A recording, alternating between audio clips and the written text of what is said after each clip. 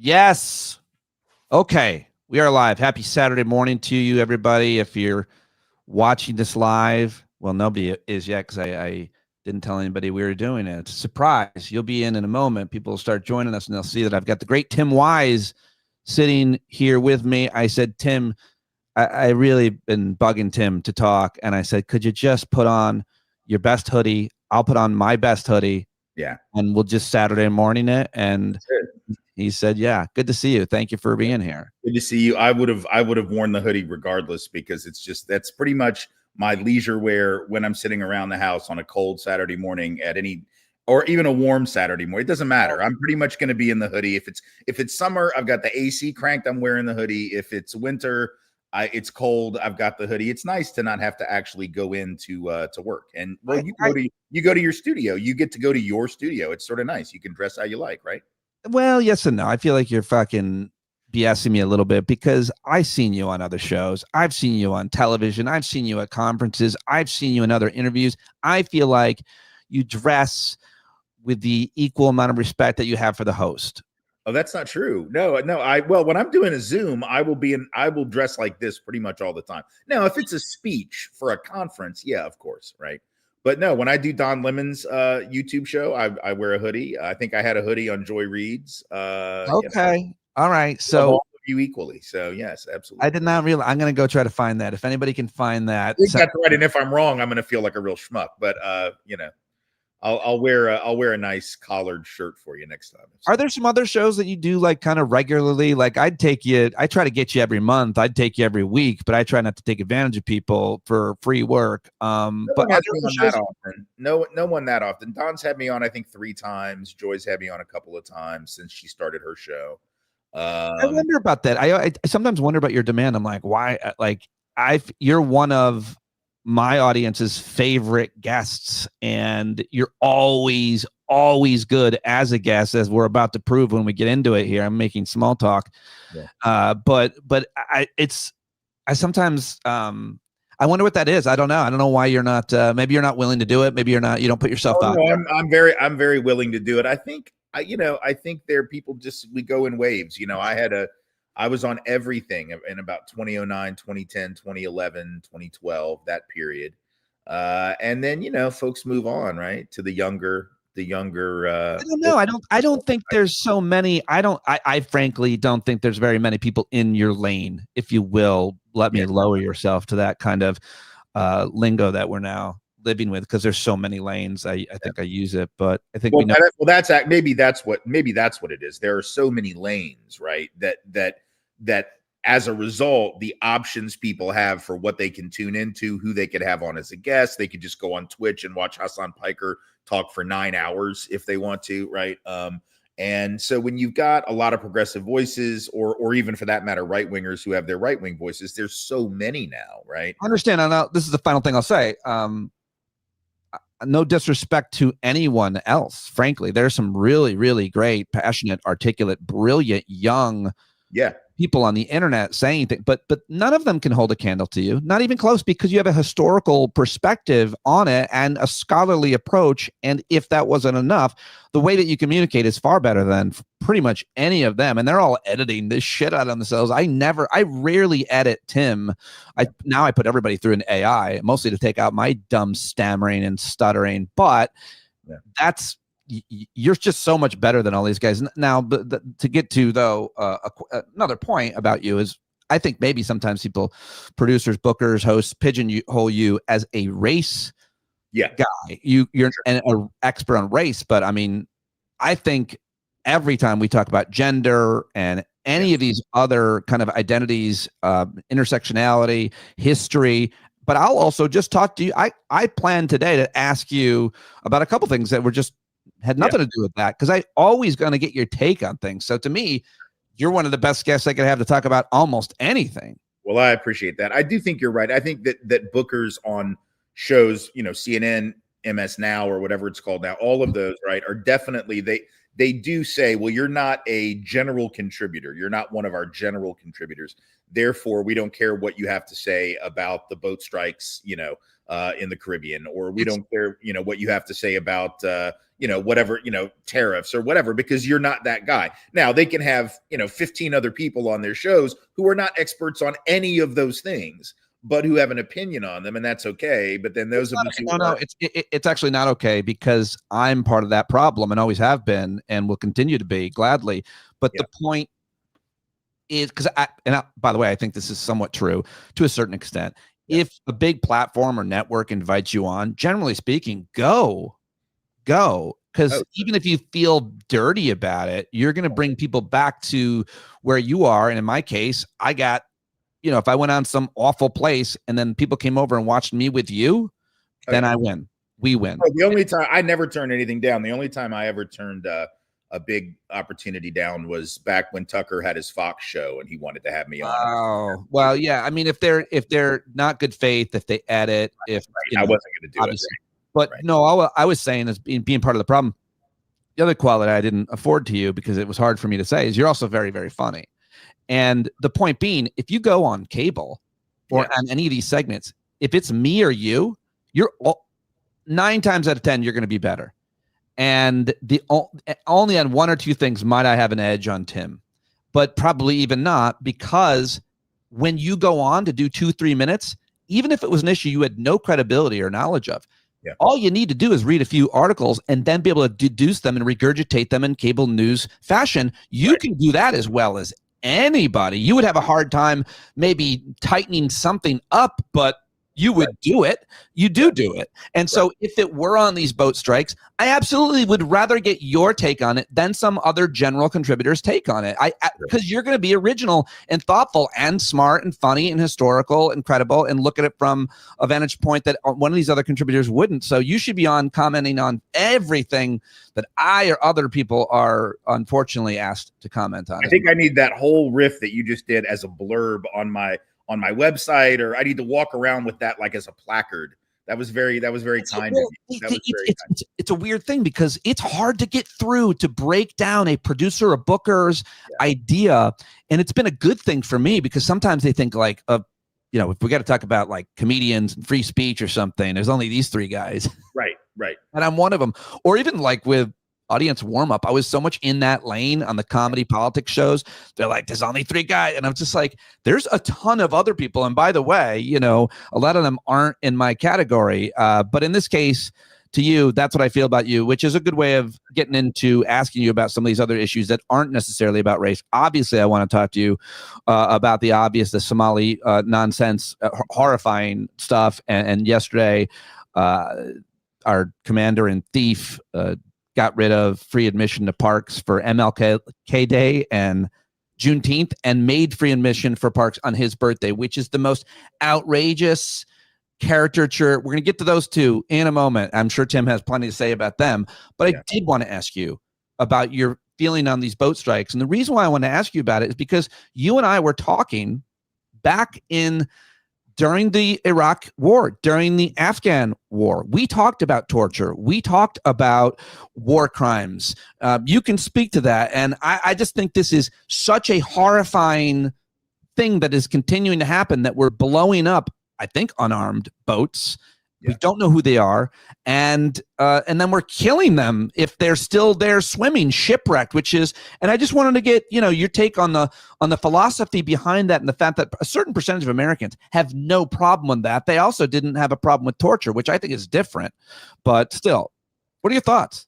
Well, our DUI defense secretary, Pete Hegseth, is a mass murderer. That's what I think. I think the president of the United States is a mass murderer, not even a war criminal, because we're not at war. There's no declaration. You can't be a war criminal when there's no war.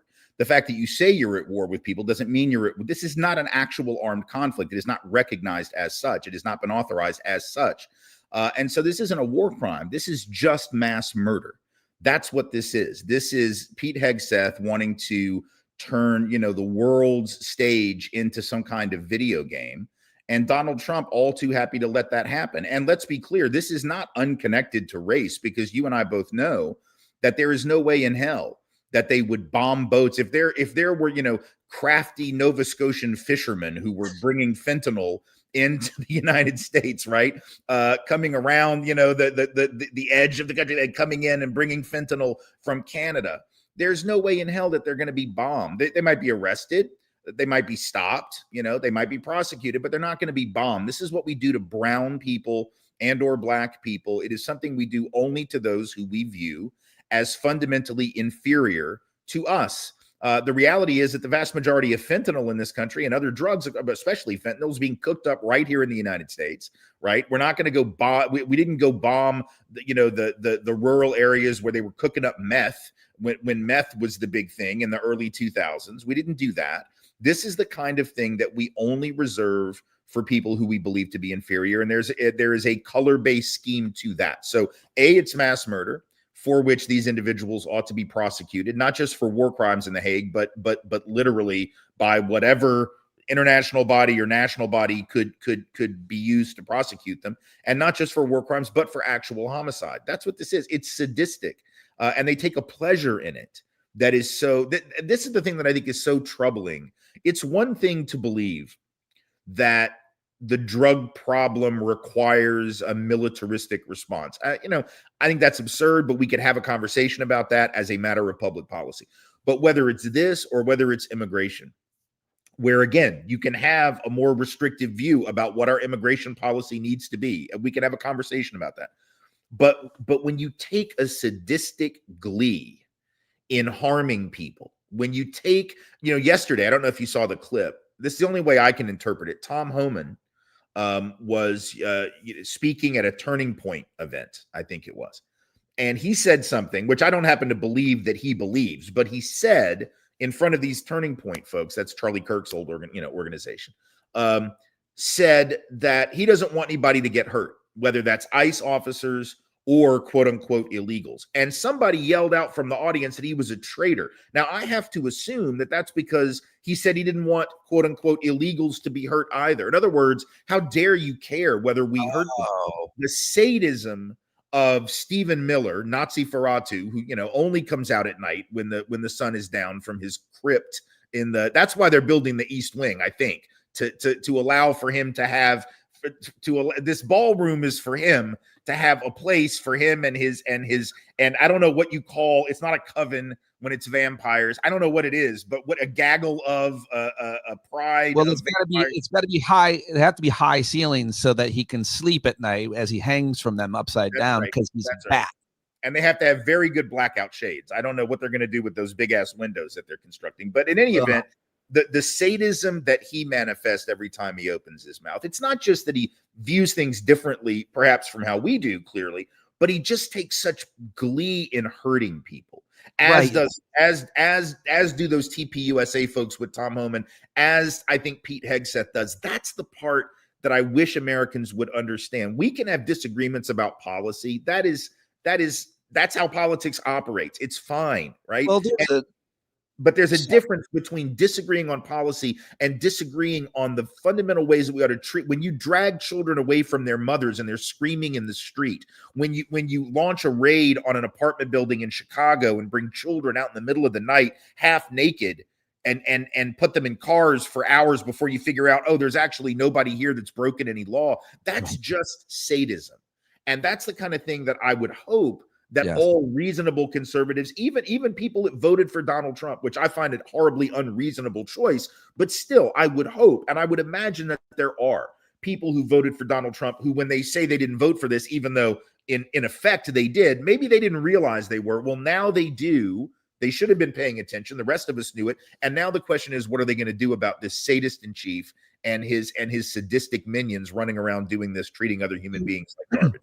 You've used the word sadist or some version of it, sadism, sadistic, so many times that it seems that you are branding a certain ideology and type of person as a sadist. And the definition is the tendency to derive pleasure from the pain or suffering from others. And I looked up synonyms to it, and the truth is there isn't a word better than it. So the point being, this is how they should be branded, and this is how we should talk about them. And I wonder if they would if the people who are sadists would deny it, because I was going to ask you about this idea before you gave it the name, which is perfect, because of the comments that Megyn Kelly made about, I don't know if you heard that.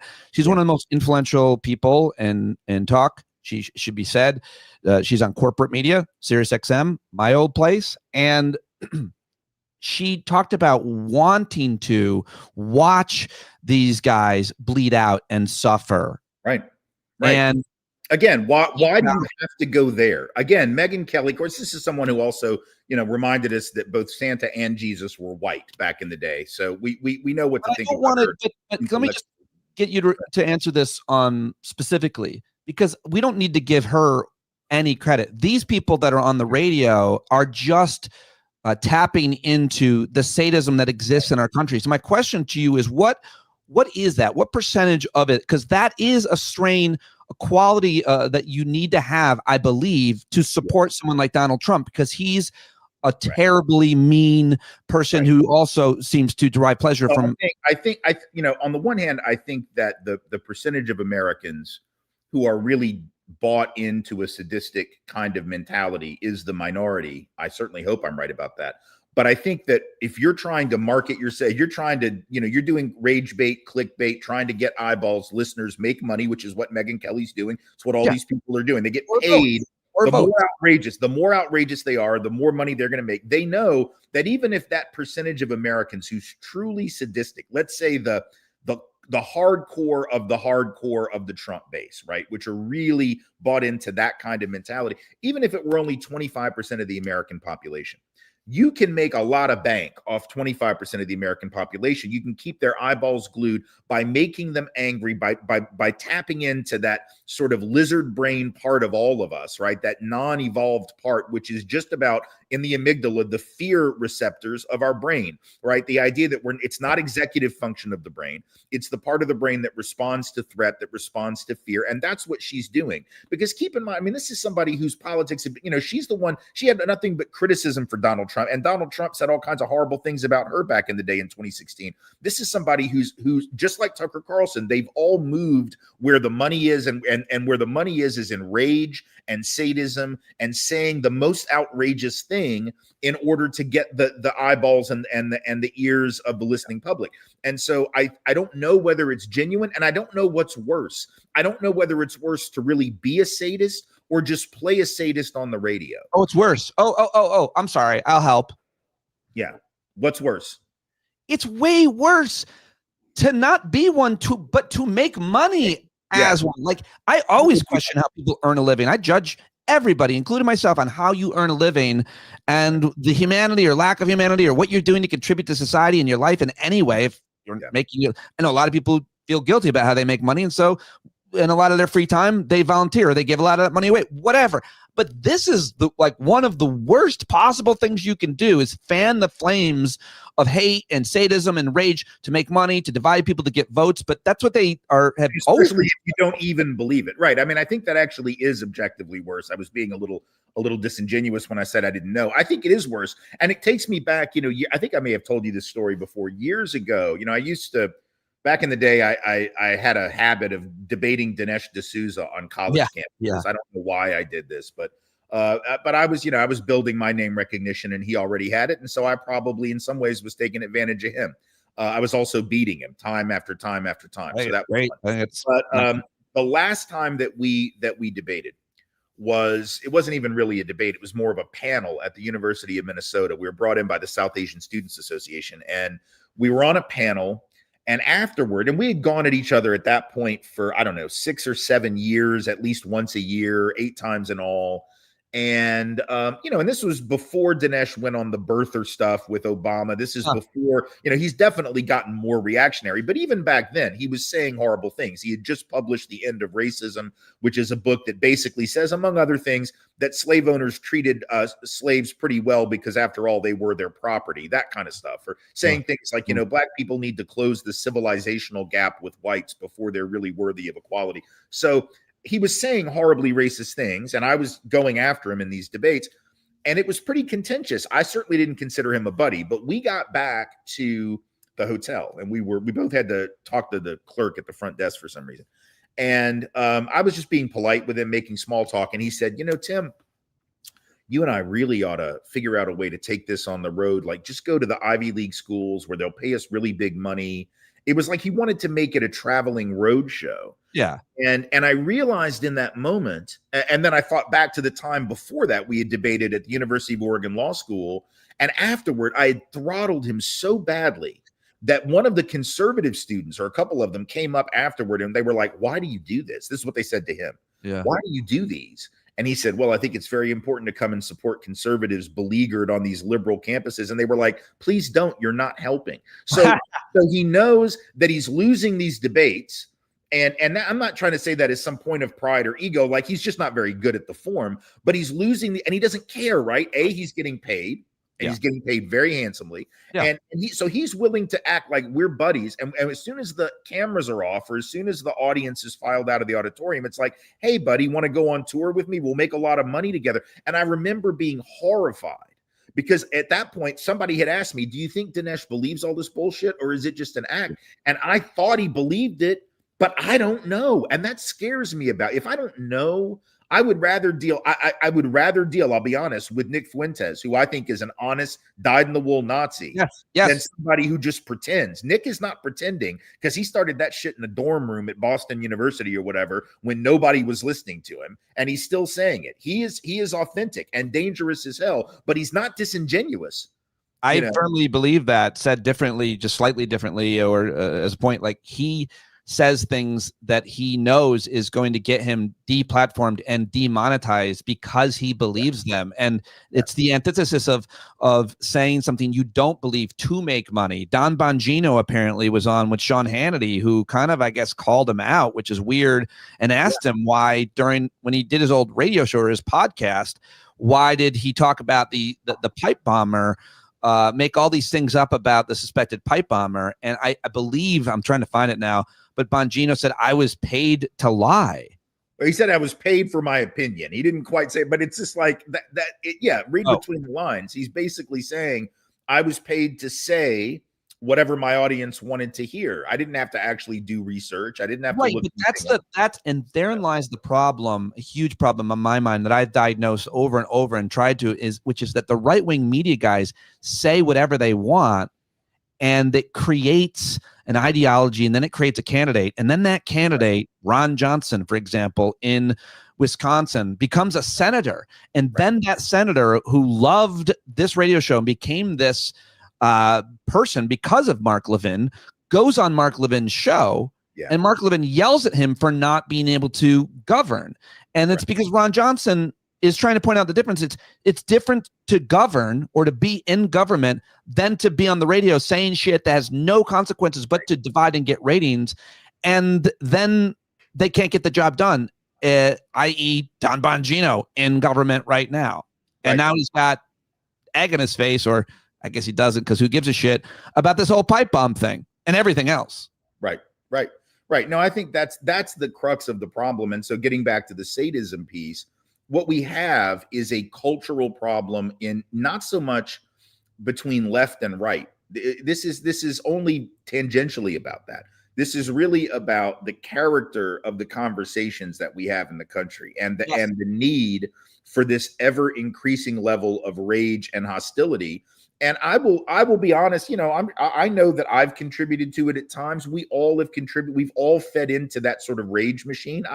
It's very rare that a person doesn't, because in an environment where you don't get attention unless you raise your voice, you don't get attention unless you come up with the snappy one-liner or whatever it is, you end up playing that game. But I think at some point, and it needs to happen very soon, we're going to have to figure out a way to get back to having real conversations, actual discussions, the kind of stuff, if you recall, when Jon Stewart went after Tucker and whoever it was years ago, before John was even as big as he is now, on what was it, Crossfire, right? This is back in 2004, whatever it was, 2005.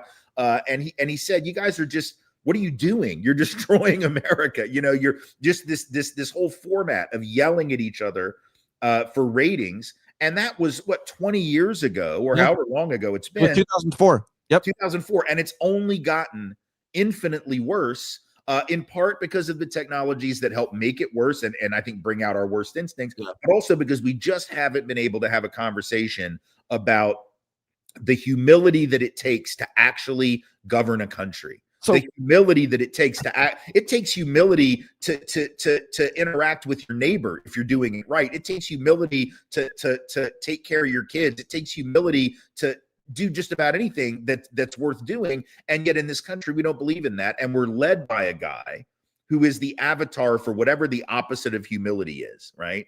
And a guy who has made it clear from the time that he was a young man in business that the only goal was to crush his adversaries and his competitors. His dad taught him that, and that was his mentality in business, and he's brought that into the governing of the country. That is what is poisoning the culture. It's that mentality that it is absolutely zero sum, that there's no way that we can do what's best for the whole country. In fact, Donald Trump basically makes it clear that the only polls he cares about are the polls that show how he's polling with Republicans, with those who voted for him. If you didn't vote for him, he doesn't care what your view is. As long as his ratings with Republicans are in the 90s or high 80s at the very least, then he's okay, because everyone else is an enemy. Everyone else is an adversary. Just to put a finer point, it's more insidious than that. If you don't support him and like him and speak highly of him, you might as well be dead to him. And he doesn't care if you are dead, whether you're a citizen or a cabinet secretary. Right. Like literally, if you don't fluff him in the cabinet meeting, I mean, that's literally what he needs, is to be fluffed literally every time that he's got his people around him. I also just want to say one more thing about the media points and how the rage has incentivized the algorithm. I just want to be clear that progressives are just as guilty of performing it, and just as people on the left, and just as guilty of consuming it. I am always there for a clip that says Tim Wise destroys Ben Shapiro. And so is every other liberal-minded. We want to see, and what that's doing to us is really important, because I just had something. I'm not at all bothered by this, but I think it's illustrative of what we're talking about. This guy, Aaron Parnas, I don't like this kid. I don't know anything about him, but he's got a massive following on social media, and I think he works with the Midas Touch guys. And the thing I don't like is the way that he posts without attribution to anything. Yeah. And increasingly, that's becoming more common, and maybe I'm too old school, but I try to, as much as I can, and if I don't, I wouldn't argue in my defense that I shouldn't have, attribute whoever, journalists especially, much less other artists. Right. And so I simply, I quoted one of his posts, and I said, this guy's got a problem attributing journalists and outlets, and you should just fix it. It's not hard to do. Just give them credit. And Tim, he then responded, which gave it traction from all of his people. The reaction, people were so hateful to me. You're a piece of shit. I used to like you. It was so specific. And I was like, whoa, what is happening? He wasn't outraged, and I wasn't outraged. He and I could have a thoughtful discussion about why you should do that or not. And he could make it, but his people came from my family. And I'm like, that's nuts. So I'm saying to everybody listening, and I just want to hear your thoughts on it. Obviously, don't become that. If someone attacks me or Tim, or criticizes us, you do not need to threaten their family. No, yeah, that's sort of basic, right? No, absolutely. I'm being hyperbolic in that case. No one threatened my family with the Aaron Parnas thing, but I mean, they were like, I used to like you, and what's wrong with you, piece of shit? Just horrible shit. Yeah. No, I think that is something that we are all sort of addicted to, the dopamine rush of, the hot take or the clever meme or the video that says so-and-so destroys so-and-so or whatever else. And I'm sure we all get a little rush when we see our side owning the maggots or whatever, just like they do the same when they own the libs. There's this guy that I enjoy. He's funny. He's clever, but I sort of hate watch him also. He's this young kid. I don't know his name. He's on the left, and he does all these Instagram and TikTok videos basically from his car, where he's just screaming from the car, right? He's just like, and another thing, you fucking blah, blah. And he just is cussing the whole time. It's pretty funny, and he's very clever, and he speaks really quickly, and I appreciate his cadence, but it's totally not helpful, right? It's totally not productive, I don't think. So I just watch him and I realize, oh my God, he's getting all these folks really amped up. But the question is, what are they really doing after they see this rage-filled video? Are they really going to go out and do anything? Are they going to read a book? Are they going to go out and organize in their community? Or are they just going to think about, and now there's like 7 of them. They proliferate. Now there's like 7 others who do these rage videos from their car. I don't know about you. I've never had the impulse to like just go sit in my car. It's not moving when they're doing it. They just like go into their driveway and they yell at the dashboard, right? Let's talk. Listen, whatever else we're going to talk about or not going to talk about, because the only thing I want to talk about is people making rage videos in their car. Yeah. And kudos to those who did it first and are still doing it. Yeah. But it's not just rage videos. It's all videos, always in your car. I don't know what it's about.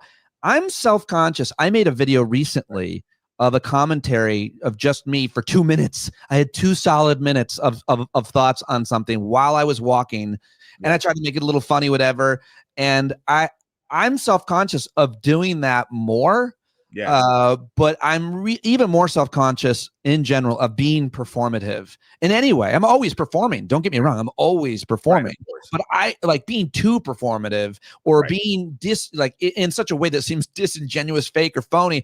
Yeah. I, as a comic, and a human, that makes me cringe when people are doing kind of that screaming, like they must have rehearsed it. And yes, you can tell when it's authentic, and it's got to be rehearsed, and they've got to have, there's no way that these folks that do this in their car as fluidly and eloquently as they're doing it don't have something. They are looking at some app that is doing like a scroll. They've got to be reading a text. There's no way that they memorize this. I don't believe for 1 minute, because it's not edited. I'm watching it. It's not. Oh no,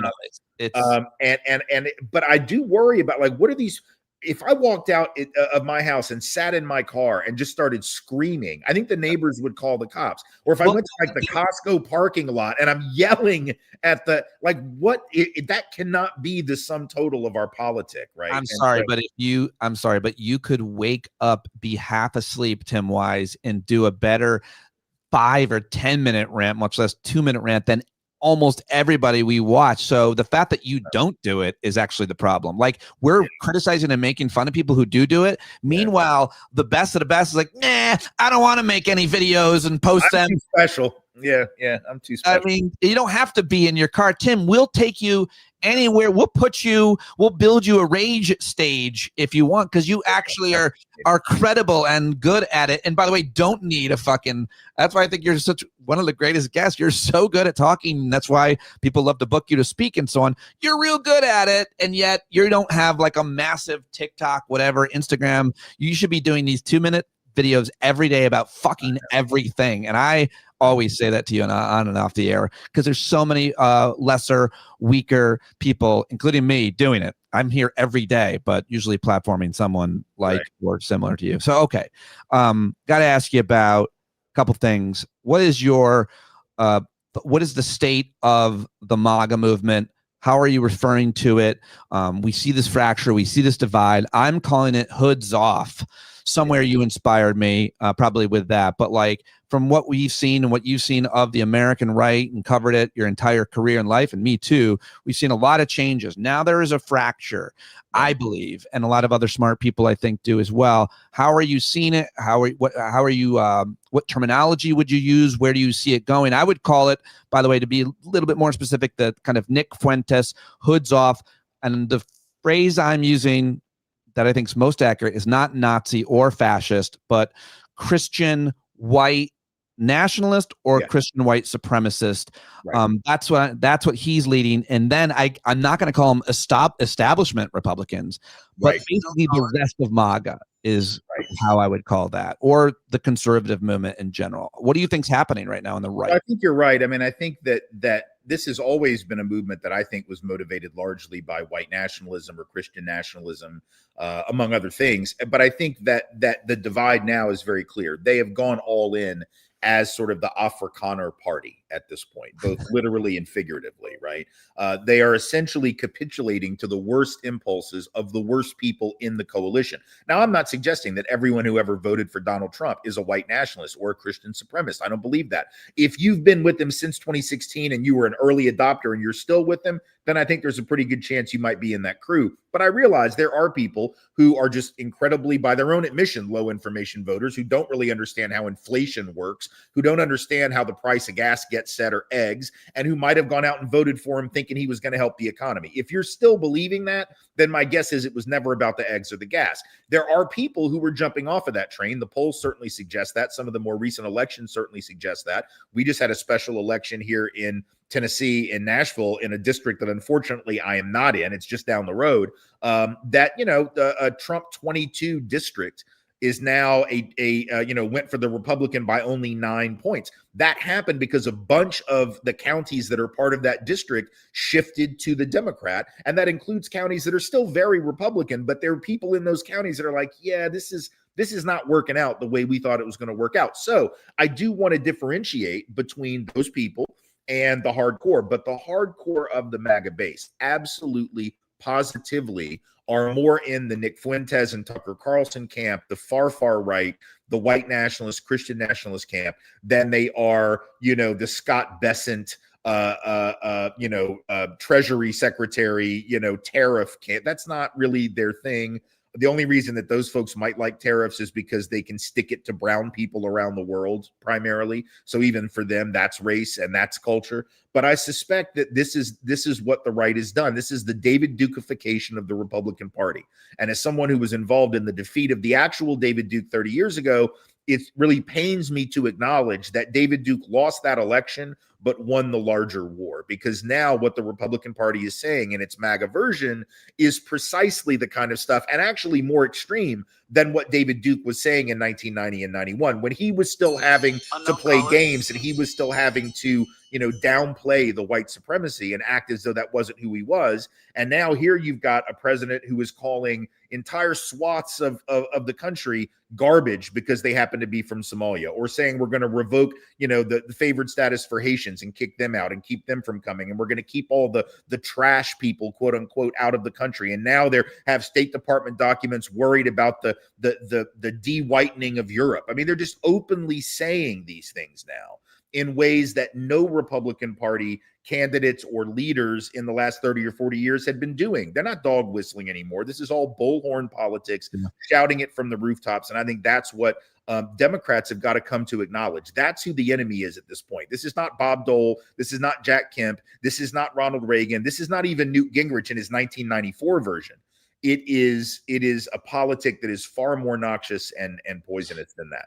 The white Christian nationalist, my friend Will Judy in the chat, who runs Secular Houston, great organization. If anybody's in Texas, calls it Christo-fascist. I just don't like the word fascist because I think people don't know what it means. And I think it's easier to say white Christian supremacist. Anybody can figure that one out. And also it's very, I see the movement as very kind of Margaret Atwood's Handmaid's Tale, Gilead kind of, that's what they want. And we need to include words that signify that they're also marginalizing women. They don't want women to vote or have reproductive rights. So white Christian nationalist works for me, but it's also really important to be clear. The attack on black and brown people is so overt every day. And someone somewhere must have a clearinghouse or spreadsheet of all of the overt white Christian nationalists that work in the federal government now, from DHS to ICE to the Department of Commerce. I mean, well, I don't have a full list, but I did want to mention, I work for African American Policy Forum, and we have just released a report this month called "Anti-Blackness is the Point: Racism, Misogyny, and Donald Trump's Assault on Equal Opportunity." And folks can get that at the AAPF website. And what we do in that report is we actually document the 4 pillars of anti-blackness that are so obvious in this particular moment. The first of them being the obviously racist rhetoric that is used against black people in positions of leadership, especially black women. So it's both racism and misogyny, together, what Moya Bailey calls misogynoir. And so there's this overt rhetoric that is used. It was used against Kamala Harris, calling her low IQ, which of course is the slur that Donald Trump uses for Jasmine Crockett, pretty much any black woman. It's but it's also the attack on, the removal of CQ Brown from the Joint Chiefs of Staff. It's the removal of Lloyd Austin and the replacement with Pete Hegseth. All of it based on the idea that those were DEI hires. So now we got to get back to merit, right? The rhetoric of these people aren't qualified. So that's the first step, is the rhetoric of anti-Blackness. The second that we talk about is the assault on DEI, both in the public sector and private sector, threatening companies, threatening schools that have any kind of DEI with lawsuits if they continue, which is leading to a massive scaling back of DEI efforts, some of which didn't even really start until 2020 after the uprising that summer after George Floyd was murdered. So we talk about and we document that. The third is the assault on the civil service. A lot of folks think that the attack on federal employment is just a typical sort of conservative attack on big government. But notice the departments that are specifically being targeted: Department of Education, HHS. These are departments that have a disproportionate share of Black employees, particularly Black women. And when you assault the structure of government, given the racialization of public employment over the last 40 and 50 years, the public perception of government is that it serves, quote unquote, those people. The public perception is those are the people who work in it. And of course, disproportionately, it is Black folks and brown folk who you will find in the state sector because of discrimination in the private sector over decades and generations, which has disproportionately led them to be in civil service. So when you attack that, it's not just trying to reduce the size of government. You are actually assaulting Black opportunity. There are 300,000 Black women who lost their jobs between January and August because of the combination of the attack on civil service and federal employment and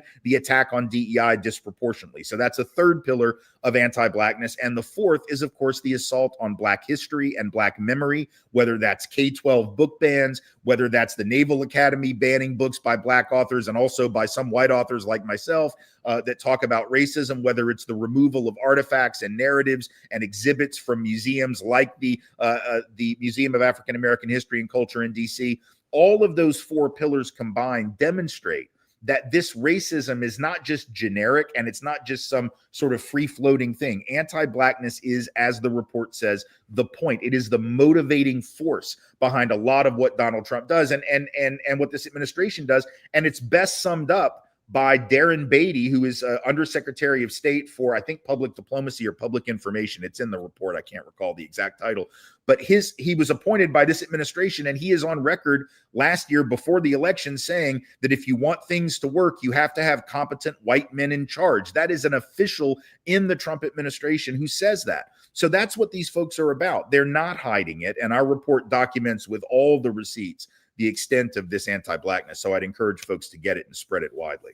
I just shared it for people watching on the screen, and you can go to aapf.org and download the PDF, and then you can read about it. It's really well done. Of course, Tim is a senior fellow there. It's a great organization.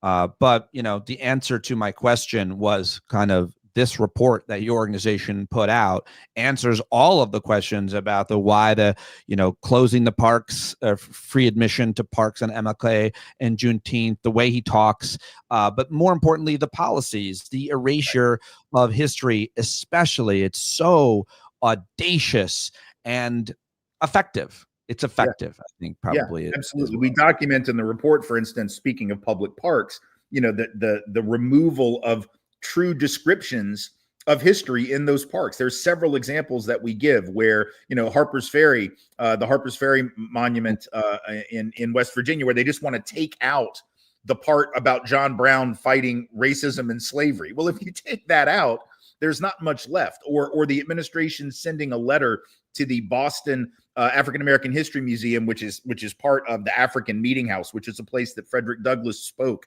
when he was alive, and William Lloyd Garrison spoke there, and escaped enslaved persons would be housed there and protected there. And they received a letter from this administration shortly after it took over, saying that I think it was a $500,000 grant that had been offered by the federal government to help support the museum was being yanked because it no longer served the interest of the United States or the priorities of the Trump administration. So, I mean, that is the kind of thing and that's not accidental. Erasing history why would they do that? Why would we want to erase history? Two reasons. Number one is because if we acknowledge the history, we have to acknowledge that much of what we've learned about our country has been inaccurate. That's one obvious reason that we don't want to deal with the horrors of white supremacy, enslavement, segregation, lynching, etc. But the bigger reason is that if you learn about history, you learn about those injustices, you also learn about the people who fought back, and you learn about the resistance strategies that they used. I believe, for instance, the attack on the African American History Museum and Culture Museum in DC is not so much that they don't want white kids to be offended or feel bad about the history of white racism. I don't think they want Black and brown kids, or white kids for that matter, to recognize that there's a way to fight back against autocracy, that there's a way to fight back against white supremacy. Because when you go to that museum is not a compendium of oppression. That museum is a testament to perseverance. That museum is a testament to meritocracy, Black excellence. It is a testament to Black folks and non-Black allies of Black folks fighting back and surviving against all odds. And that's what they don't want people to see. So that's why they want to erase the history, because if people learn that history, they might mimic it and fight back against the nonsense that's happening now. Yeah, mostly talking about Black Americans, African American policy. What's F stand for? What's that? What's your organization? Oh, African American Policy Forum. Yeah. Forgive me. But I just want to ask you before I leave, what about the attack on brown people, specifically like targeting them and pulling them out of their cars and chasing them and anywhere that they work? And you're just seeing it every single day. It's very, very focused on, I would say, the Latino, Hispanic. Well, it is. But here's the thing, and this is something that needs to be pointed out too. Where did this country get the idea that chasing down people and removing them or snatching them up was a legitimate public policy? That too is rooted in anti-Blackness. It's rooted in fugitive slave laws. It's rooted in the tradition of slave catchers. And by the way, even though only 5% of undocumented people in this country are Black, would be considered Black, 20% of people who have been deported by this administration so far have been Black. So even there is a disproportionate attack on Black folks. And even people who are not Black who are being attacked are suffering for the history of othering, which anti-Blackness has always been, right? The idea that there's white people and there's everybody else, that is rooted in a history of anti-Blackness, which is why it's so important for Black and brown folk to make common cause and fight back along with white allies against this larger system of white supremacy, because it's all rooted in the idea that there are real Americans and there's everybody else. And the real Americans in their mind are the ones who were considered Americans when the Naturalization Act of 1790 was passed, which said free white persons and only free white persons could be citizens of the United States. That is what they want to take us back to. That is what they have always believed. Before we leave, because I know we're running short on time, but I want to mention one other thing, AAPF thing, that I want folks to know about, especially if you are in New York on Monday evening, or if you know people who are, please let them know. This is the 11th anniversary of the Say Her Name the Lives That Should Have Been performance. It's a staged reading that's being done with these incredible actors. This is the 11th time that we've done it. It is an annual gathering, a fundraiser on December 8th, an evening of artivism, storytelling, and ritual to honor the lives of Black women who have been killed by law enforcement. A lot of times we talk about, reasonably so, Black men who have been disproportionately affected by police violence. We forget about the disproportionate number of Black women who also have been. And so we're doing, as we have done now 10 other years, it's a 90-minute staged reading of essentially the stories of some of these women and the mothers of these women, talking about what would have happened had their lives not been taken. And so you can go to the show. It's going to be at the Atlantic Theater Company, Linda Gross Theater in Manhattan on 20th on Monday night. The doors are going to open. It's 336 West 20th Street, Atlantic Theater Company. In New York. Doors are going to open at 6:30. You can get your tickets on Eventbrite. I sent you the link if you want to, if you can potentially share that. It should be in your email. It's going to be an amazing evening where we're going to really sort of re-envision and reimagine the story of these women whose lives were cut short if they had not been. And it's just a powerful night of artivism and just lifting up these stories. So if you're in New York, please, by all means, come out and see the show. Very cool. I will share the link in the show notes, which this will be up by Monday.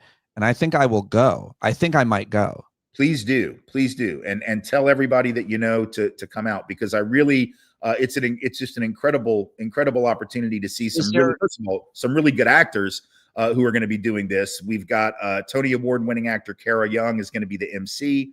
Got some incredible folks, and every year it's just really powerful. So the more people that come out, the better. Is there an opportunity, self-interested question, to schmooze and connect with people, or to even interview people? Possibly, yeah. I would imagine. I haven't really thought about it, but I would think so. Yeah. Maybe put me in touch with somebody. I'll touch you after. But like, if there's any way for I'd like to connect and Yeah, I mean, some of the and the great thing is some of the mothers of these women whose lives were lost are going to be there. And so, and they come to these events. Wow. and yeah, so it's very powerful. And now I don't want to go. Yeah, well, it's a lot. It's a lot. No, I'm doing a new thing. I haven't really talked about it so much, a little bit, but I'm like leaning into other people's suffering, because I've avoided other people's suffering, and that has only created when my suffering is worse, and it helps me.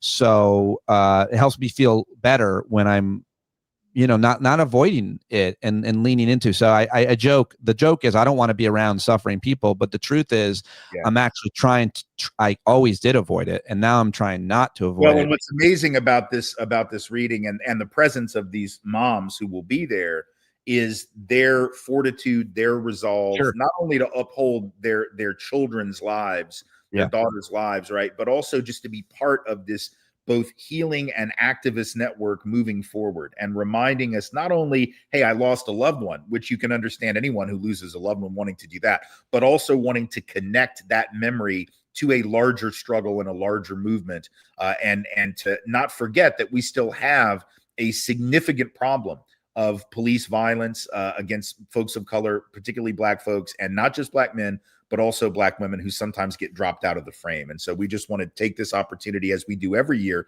This will be, as I said, the 11th year, to really to hold that up and to remind folks that there's a lot of work still to be done in this area. Very cool. Very cool. I'm going to see if there's any way if I can cover it as media and promote it and share it. I will definitely reach out to your people there. Tim, always great having you here. See, we can talk about anything, and we should probably invite Tim and others on, have a little bit more fun too with some of the other inane things, like I don't know if you're a member of Costco, but I feel like there's a lot to talk about there.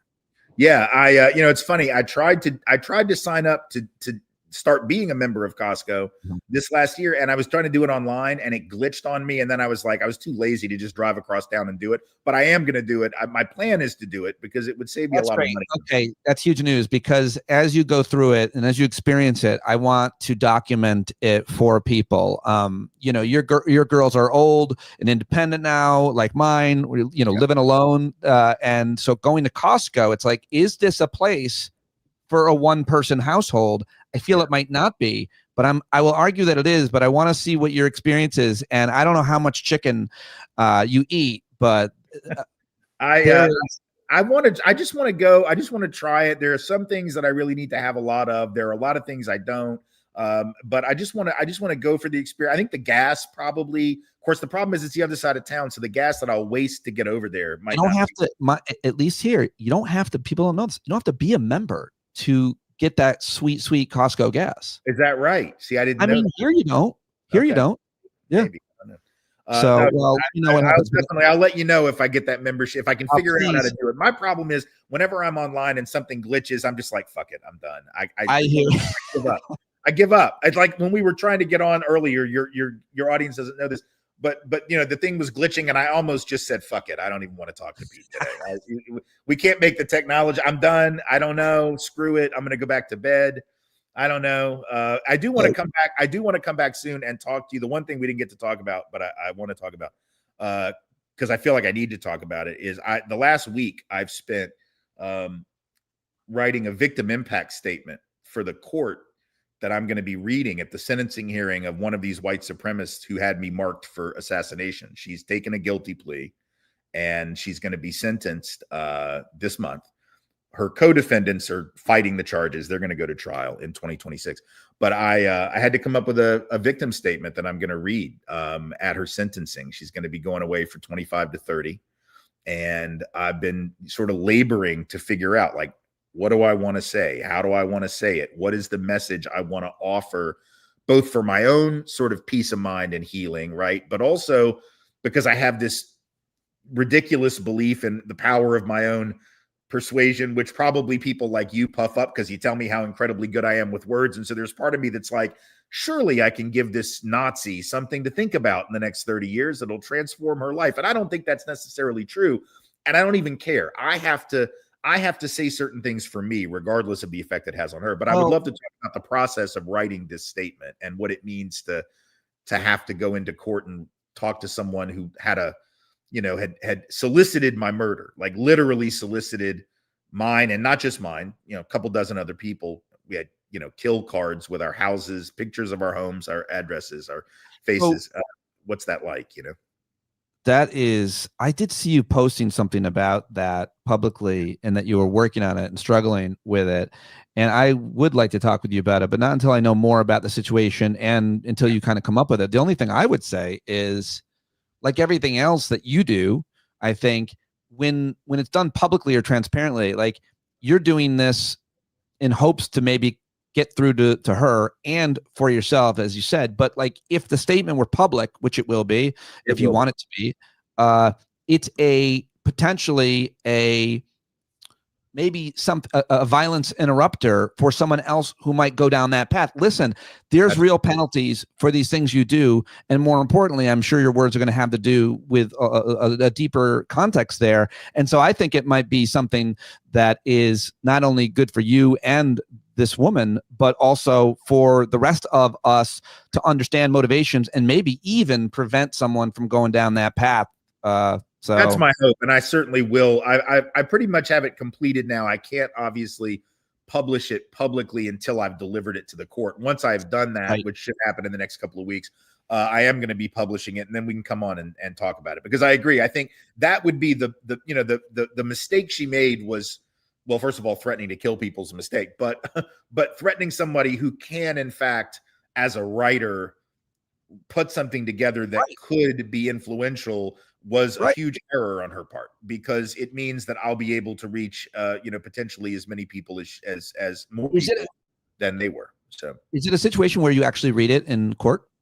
Yeah, I'm going to read it in court. I'm going to do it over Zoom. It'll be done. The trial is in Sacramento, and I'm not going to go to Sacramento for it, but I will Zoom in and read it. Yeah. Well, we all want to know more about this. Is it true that you want to give the exclusive to your victim statement to Don Lemon and not me? No, I'll give it to you. I'll be happy to give it to you. I mean, I'm gonna publish it, of course, but I'll talk to you about it first. I will make you that promise. What an unbelievably fucked up thing for me to say, but I felt it, so I said it. Yeah. Tim, it's great, and I really do want to hear more about that. And I hope that, I wish you nothing but peace and how you find your way through that. And the whole experience is really profoundly dramatic, and I'm sure emotionally affects you and a lot of other people. It's been surreal, especially and because we do like to be funny on this in these conversations. It's especially fun. I don't know whether this makes it just more hilarious or absurd, or whether it makes it sort of pathetic. But the two people who were the principal people who were threatening, who were behind this group, it's called Terrorgram Collective. Folks can go and look up who they were. The guy who's fighting the charges, in addition to being a Nazi, which is, interesting, is also a DJ in Idaho and apparently gay. So a gay Nazi DJ, who I guess when he's not threatening to kill people is spinning Bronski beat for people in the club. And the woman who is taking the plea, who I've written this statement for, among other things, a few years ago was making a living reviewing dildos online and selling. Wow. So I have a dildo saleswoman and a gay DJ who wanted me and a bunch of other people, U.S. senator, a mayor of a major city, dead. I don't know whether that's funnier, more absurd, or more pathetic. Like if I was going to be threatened by a Nazi, I would hope it was like some big hulking skinhead with a lot of tats. Not the guy who's like, and next, find young cannibals. I mean, I don't know.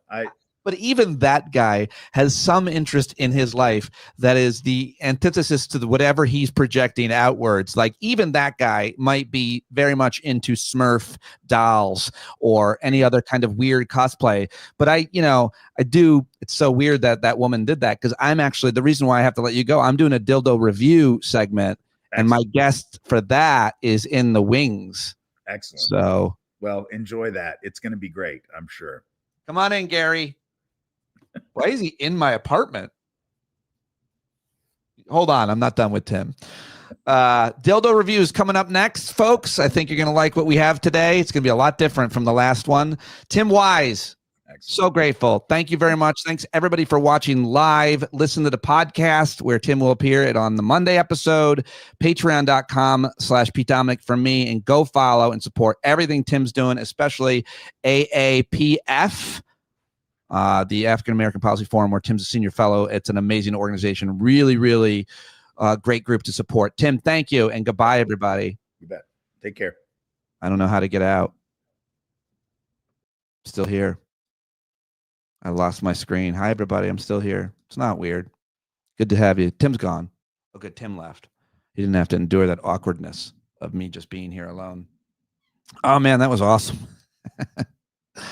Shit, I didn't know about those, the victim statement thing or the situation. I think I saw him posting about that. All right, coming up, the Dildo Review Show is really exciting today because a lot of the dildos that we'll be reviewing they weren't made as dildos. They're just phallic objects that people use a lot that you wouldn't expect. So we're going to have a wooden dowel that is, like something like a towel rack or even a railing. And then we also have, oh my God, I see him setting them up over there. That's just a screwdriver. Damn. Oof. And yeah, I don't use any of these, by the way, but I'm not against them for men or women. Whatever you want to put in you is up to you. Although be careful, because yeah, we're going to see some of these in the emergency room, according to Dr. Will Judy. My friend Will is an ER doctor, but my other friend, I think I told you this, Will, was a ER doctor back in the day. I know a few people who are ER doctors, and he said a woman came in with a cucumber stuck. His words were in her snatch, which I don't use that phrase, but a cucumber was stuck in her vagina. And he said that they couldn't get it out with like suction, I guess. Do you have a machine that does that? But they had to put like a balloon between her vaginal wall and the cucumber and then inflate the balloon. It broke the seal and it came out. And that is a story about me and my ass. All right, everybody. Bye. Thanks.